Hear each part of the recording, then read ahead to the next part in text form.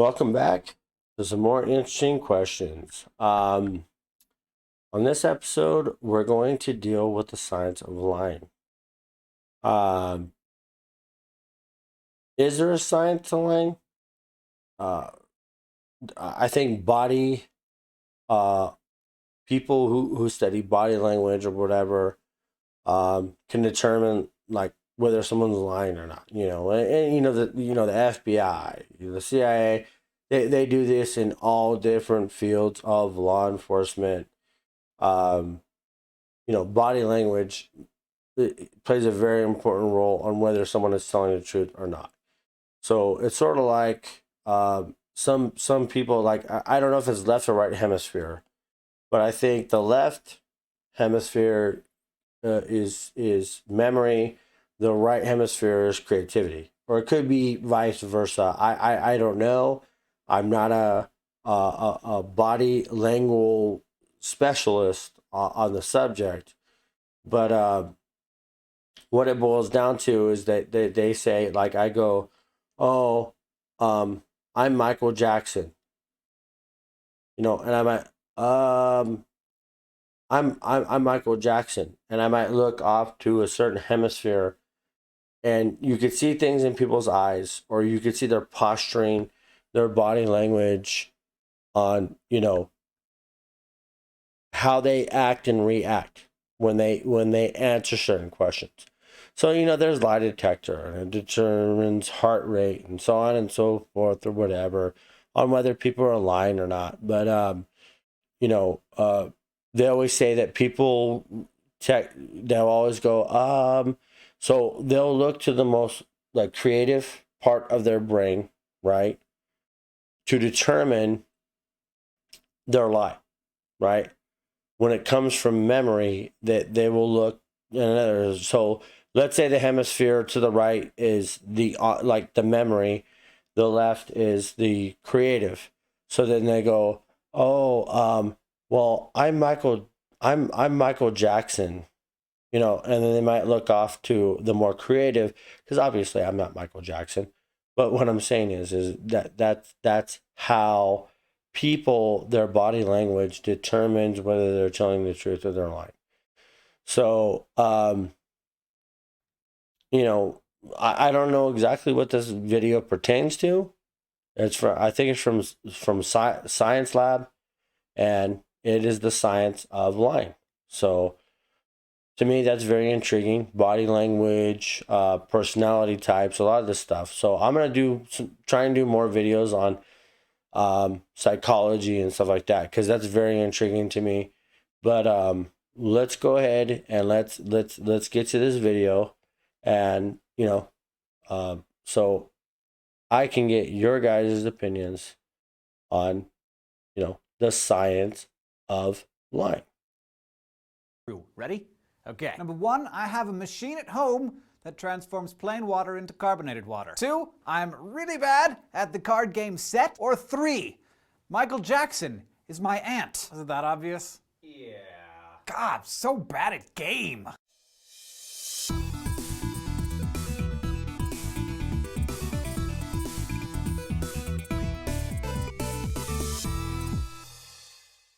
Lying.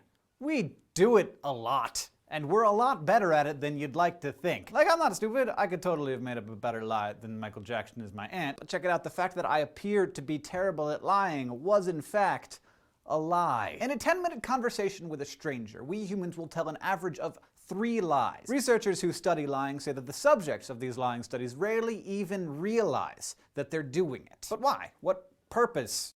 Wow, that's crazy. You have a 10-minute conversation with a stranger, and you will tell 3 lies. Like that's just crazy. I mean, to me, I don't know. I guess maybe I'm just a very honest person. Does lying actually serve? Well, to put human deception into perspective, it's worth pointing out that humans aren't the only fibbers in nature. My favorite anecdotal example of non-human lying, Coco the gorilla, who was taught sign language back in the 1970s, once actually blamed her pet kitten for ripping a sink out of the wall in her room.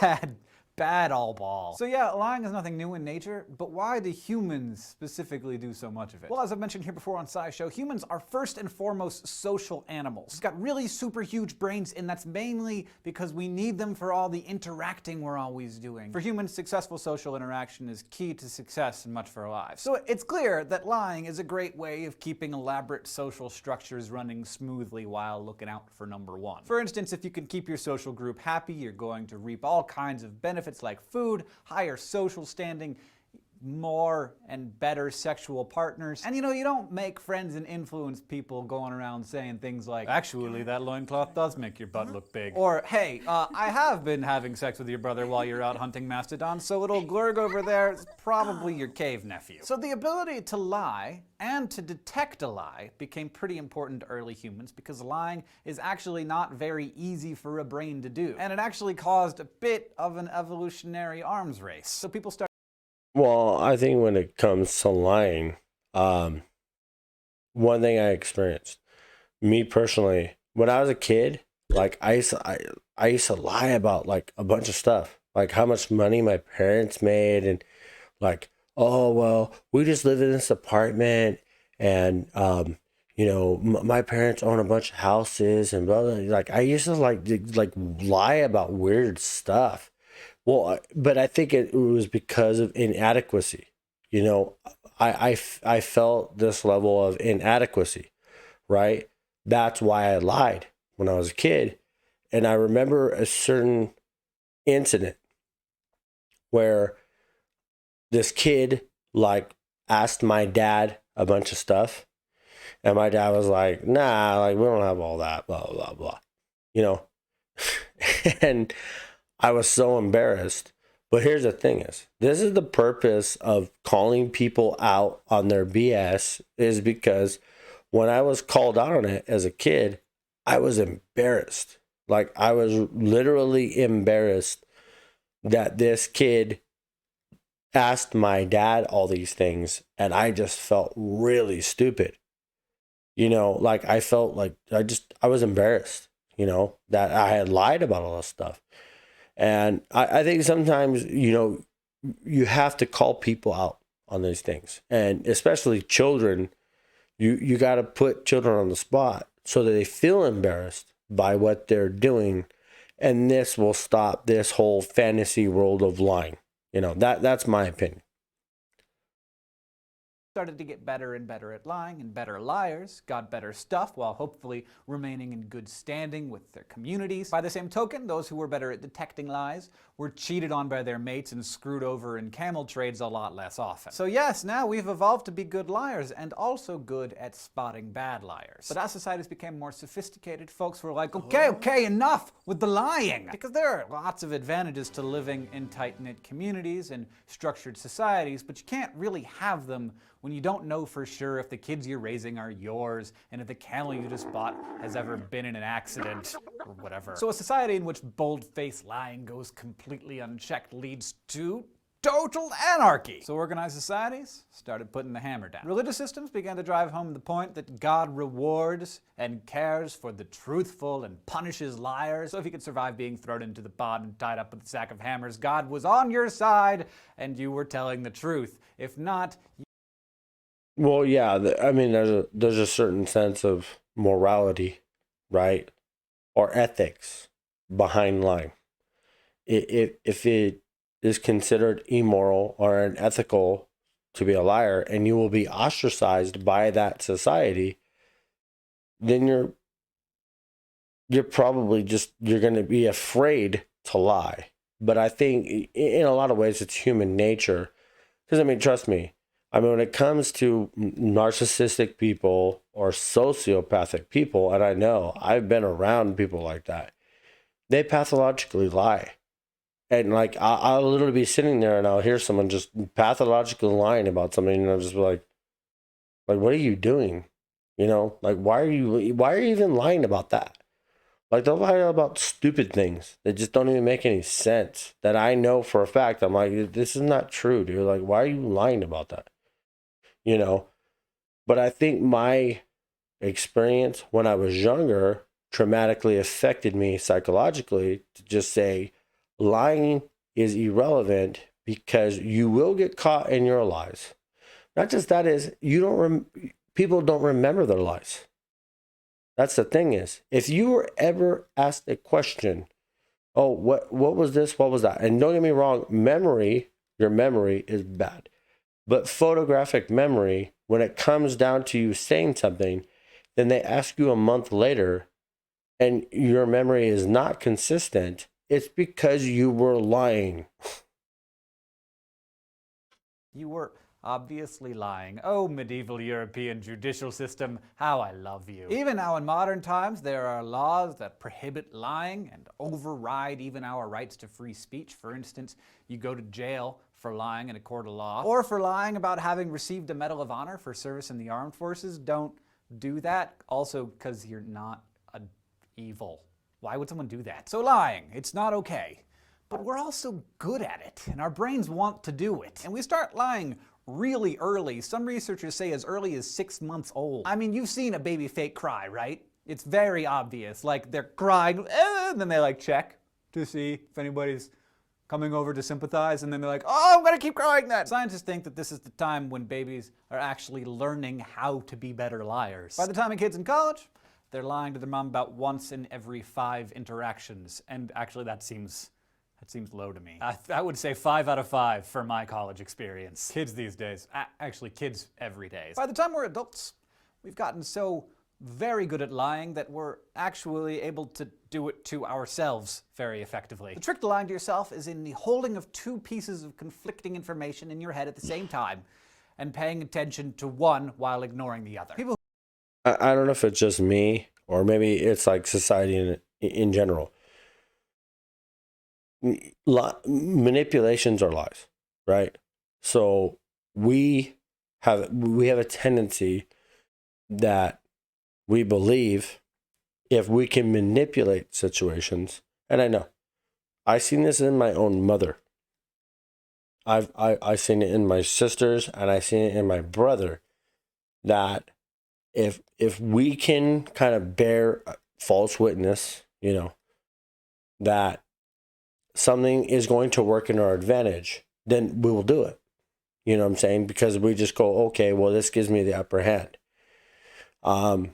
Me, myself, personally, like, I don't know, like, I think from that incident, the traumatic incident when I was a child, it made me feel really foolish.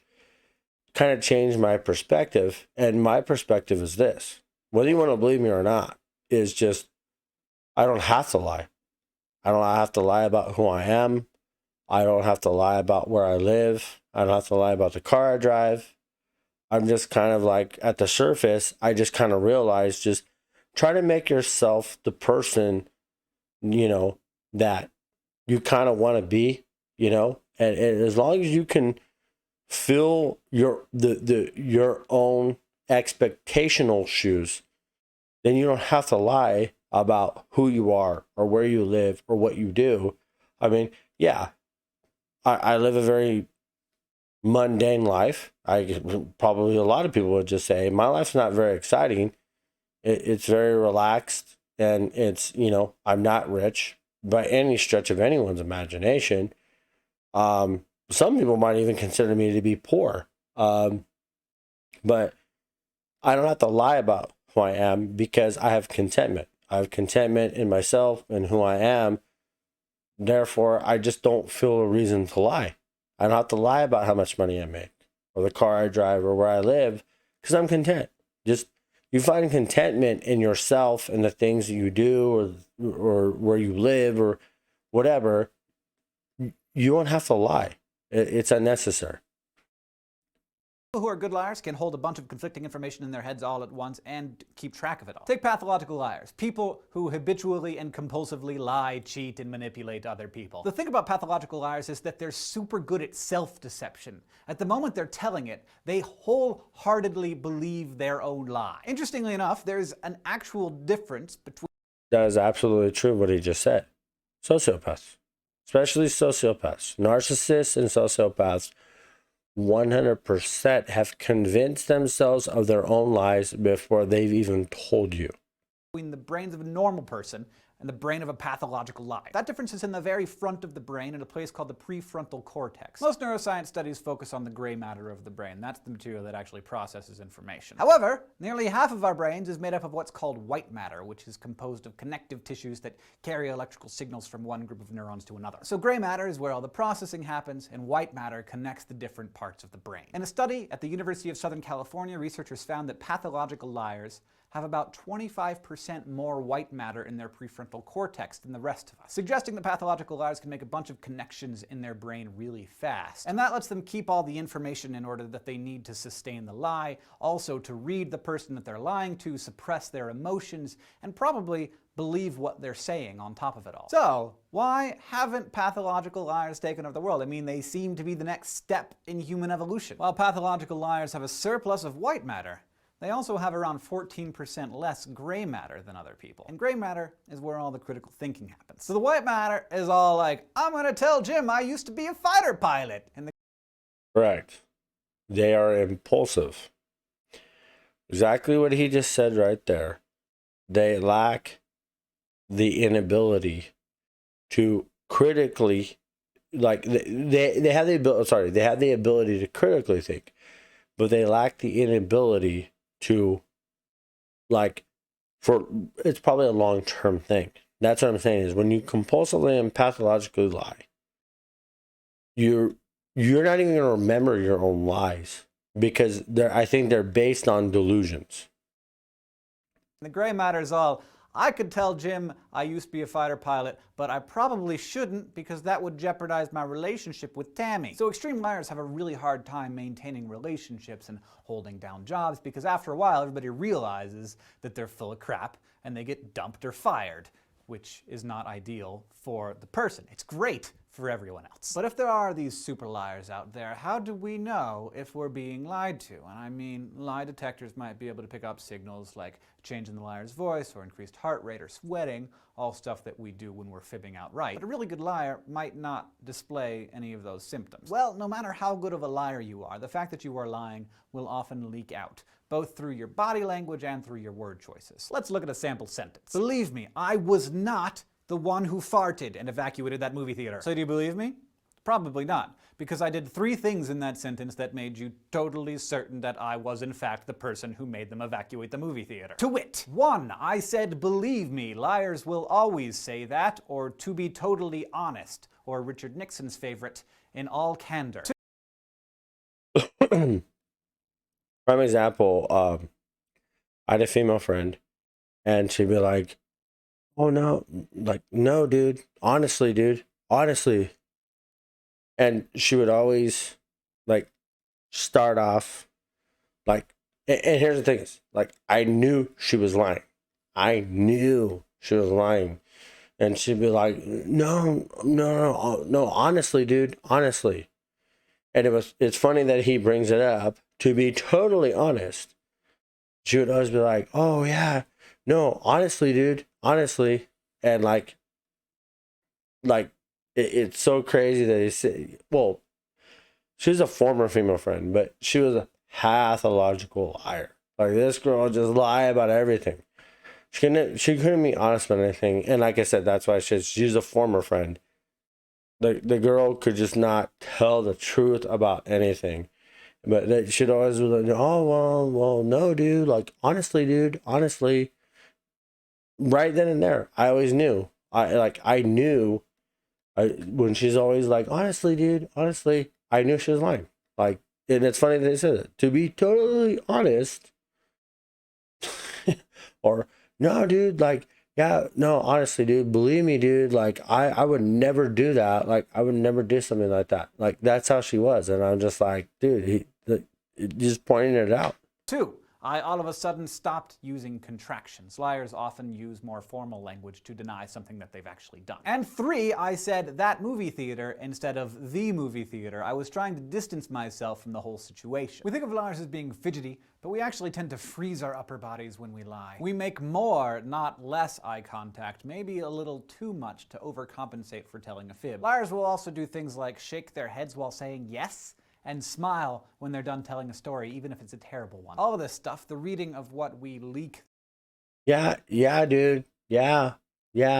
Like what you just said right there. Like, and I know, and I'm like, I know she's lying, and she just be like, oh yeah, dude, yeah, and shaking her head no, while she's saying like, yeah, dude, yeah, like, yeah, because that's what they were doing, dude. Like, and she would like shake her head like no, but she'd be like, yeah, yeah. Crazy. That's just crazy. Through our words and bodies is actually the future of lie detection, training law enforcement officers to read potential criminals to catch them in the act of lying. Of course, they're always coming up with new kinds of gadgets all the time, too. Eye trackers, MRI brain scanners that are going to replace the old lie detector tests. Maybe I'll tell my 2 truths and a lie on a brain scanner, see how it does. I'm pretty sure we all know how that's going to turn out. Yeah, you're right. I'm a terrible liar. What am I? Thank you for watching this infusion.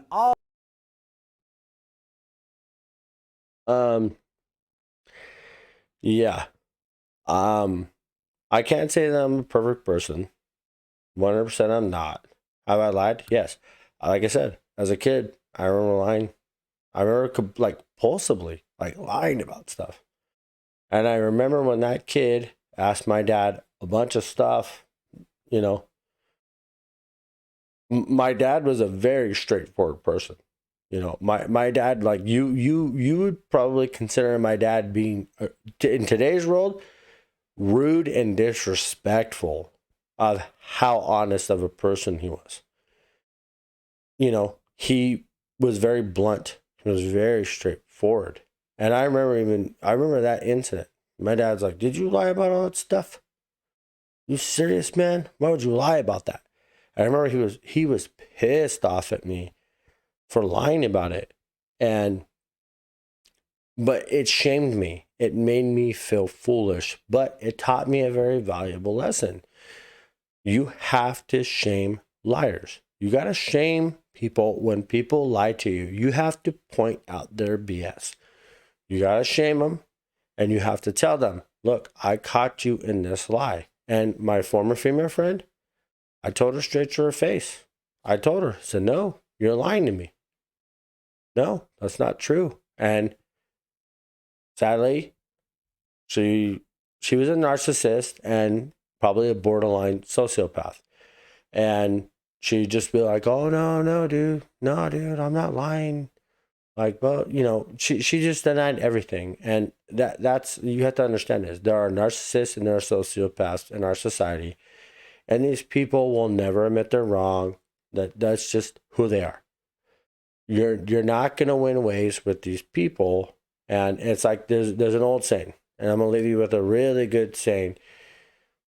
That I heard this saying about 23 years ago, and got in an argument with my supervisor over something I had no control over. And this guy, he was a retired truck driver from another company, and he was working at our company, to get benefits. And he said, "Oh, hey, what's wrong?" And I said, "Oh." Like, I was like, yeah, man, this guy's yelling at me over something I have no control over, and you know, I don't know what his problem is. And I go, he's an idiot, and he goes, let me tell you something. Never argue with an idiot. You want to know why? Because all an idiot's gonna do is drag you down to their level and beat you with experience. And I still remember this to this day. This was literally like almost 24 years ago. And that resonated with me. Because that's the truth. People, don't argue with pathological liars or whatever. Because they're always just going to try and find their way out. Stay your own path. Do what's right. Do what's best for you and your family, so on and so forth. And keep moving forward. Keep doing what's right. Be an honest person. Keep doing what's right. But on that note, I'm going to point you out to the peace and love over here. And I'm going to give you one myself. Peace and love.